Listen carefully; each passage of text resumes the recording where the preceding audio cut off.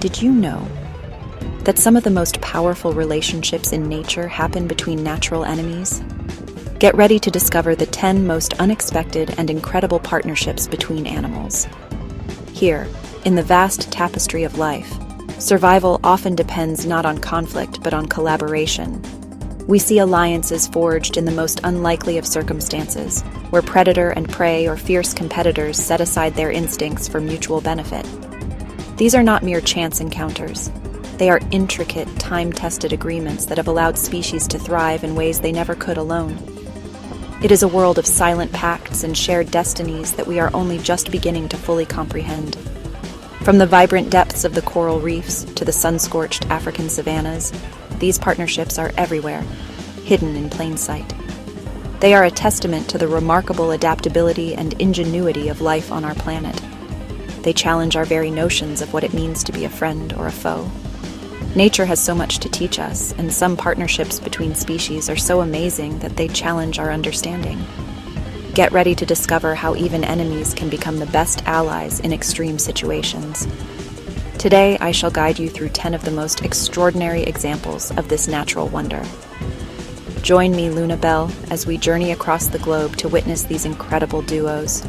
We will explore the delicate trust between a fearsome predator and its tiny helper, the complex farming practices of insects, and the life-giving embrace between creatures of vastly different kingdoms. Each story is a marvel, a living puzzle solved by evolution over millennia. Prepare to have your mind blown as we delve into the secret lives of animal partners who have learned that together, they are so much stronger. The world is full of surprises, and these are some of its most profound. Our journey begins in the warm tropical waters of the Indo-Pacific within the pulsating, living architecture of a coral reef. Here we find our first remarkable pair, the sea anemone, the clownfish. The anemone, with its waving tentacles, appears as a beautiful, benign flower of the sea, but this appearance is deceptive. Each tentacle is armed with thousands of tiny, venomous harpoons. Those are called nematocysts. They can paralyze small fish. It is a formidable predator, a fortress of poison. And yet one creature makes its home here, completely unharmed.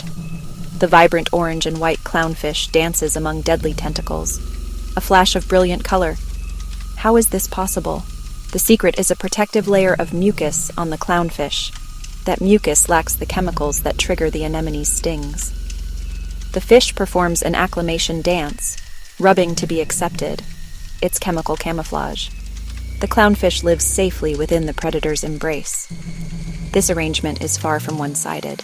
The clownfish is not merely a freeloader. It drives away butterfly fish that would eat the anemone. It cleans the host, removing parasites and debris. Its movement aerates the tentacles, bringing oxygen and nutrients. This is mutualism, a two-way street of benefit. But as we watch, a question arises. Who benefits more? The clownfish gains a near-impenetrable fortress to raise its young. The anemone receives defense, hygiene, and sustenance from the scraps of food the clownfish brings back. Their fates are deeply intertwined. One cannot imagine life without the other. A partnership born of necessity and perfected by time.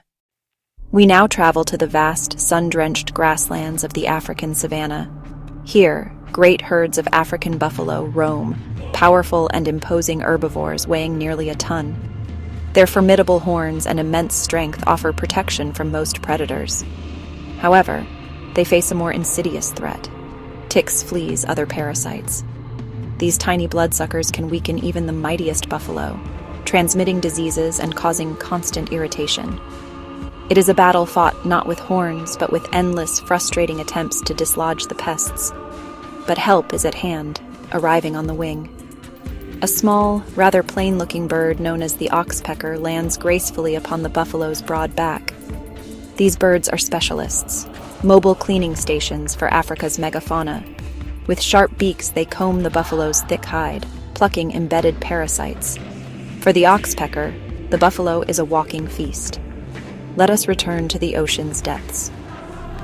Here lurks one of its most fearsome residents, the moray eel, with its powerful jaws filled with needle-sharp teeth and its serpentine body. And yet, a small, brightly colored fish does the unthinkable. A cleaner wrasse, tiny and seemingly defenseless, swims directly toward the moray's gaping maw. Instead, it performs a curious bobbing dance, a specific signal advertising its services. The moray becomes unusually still, opening its mouth wider in invitation. What follows is an extraordinary display of trust. The tiny, cleaner fish swims right inside the moray's mouth. It begins its work, picking away at parasites. The moray remains perfectly calm, allowing the wrasse to finish its vital task. This is a relationship built not on kinship, but on a fragile, unspoken truce. We now venture deep into the rainforests of Central and South America to witness a society of unparalleled complexity and industry. Here, armies of leafcutter ants march in long, unwavering lines. Each ant carries a piece of leaf, held aloft like a green sail, many times its own size. They appear to be stocking their larder with these fresh leaves, but the truth is far more astonishing. These ants cannot digest cellulose, the primary component of leaves. They are not gathering food for themselves, they are harvesting raw materials for their farm. Deep within their vast, subterranean nests, which can house millions of individuals, lies their true treasure, a sprawling, spongy white garden of fungus. Instead, they meticulously chew them into a pulp, mixing it with their saliva and, well, their feces. This carefully prepared compost is then used to cultivate the fungus. They are farmers, tending to a single crop, a species of fungus that remarkably is found nowhere else in the wild. This fungus is the ant's sole source of food. Our exploration takes us back beneath the waves to the sandy seabeds of the Indo-Pacific. The ocean floor can be a dangerous, exposed place for a small creature. There are few places to hide from the ever-watchful eyes of predators. It is here that we find one of the most charming and effective partnerships in the sea, the pistol shrimp, the goby fish. The pistol shrimp is a phenomenal excavator, but it is almost completely blind, making it vulnerable outside its burrow. The shrimp tirelessly works, using its powerful claws to dig and maintain a tidy burrow in the sand. But it never works alone. Stationed at the entrance of the burrow is its partner, the goby fish. The goby has excellent eyesight and acts as a dedicated lookout. The shrimp, as it works, always maintains contact with the goby, touching it with one of its long, sensitive antennae. This constant physical contact is their secret line of communication. If the goby spots a threat, it gives a specific flick of its tail. The shrimp feels the vibration through its antenna and instantly retreats into the safety of the burrow. Together, they transform vulnerability into a secure, successful life on the open seabed. Loving this content? Then don't forget to hit like right now and subscribe for more videos about the amazing world of nature. We journey now to the banks of the Nile River, home to one of the planet's most ancient and feared apex predators, the Nile crocodile, a relic from the time of dinosaurs. Armored hide, powerful tail, a jaw capable of snapping with immense force. Basking on the riverbank, jaws agape, an open invitation. An invitation for what, you might ask? The Egyptian plover. The plover hops toward the crocodile, hops up to the head, steps inside the mouth, between dagger-like teeth, completely at the mercy of the reptile. The plover pecks and probes, cleaning teeth. It picks out leeches, scraps of decaying meat, other parasites lodged between teeth. Invaluable dental service for the crocodile. The plover is its personal hygienist, rewarded with a safe, easy meal under the crocodile's protection. Built on unbelievable trust. Crocodile must resist snapping. Bird must trust. Some scientists debate how common this is, but the legend endures as a symbol of cooperation, turning a deadly jaw into a safe dining hall. Our next story of cooperation is, well, pretty unique. It involves not two wild animals, but one animal and us, humans. In many parts of sub-Saharan Africa, a remarkable partnership has existed for thousands of years between humans and a small, rather drab bird called the greater honeyguide. This bird's diet is mainly insects, but it truly craves beeswax and bee larvae, rich in fat and protein. These treats are locked away inside heavily guarded wild beehives. The honeyguide is too small to break in alone. It would be overwhelmed and stung to death. So it seeks a partner with the power and tools to do the job. When a honeyguide finds a beehive, it searches for one collaborator, a human. Upon finding people, it begins a persistent, chattering call and a specific flight pattern, flying from tree to tree, guiding humans straight to the nest. Honey hunters, like the Yao of Mozambique, understand the bird's signals. Following their feathered guide, they reach the prize. Humans use fire and smoke to pacify the bees and axes to break open the hive, then harvest the liquid gold, honey. But the contract isn't complete until both are paid. The honey hunters always leave a generous portion of the honeycomb full of wax and grubs as the guide's reward.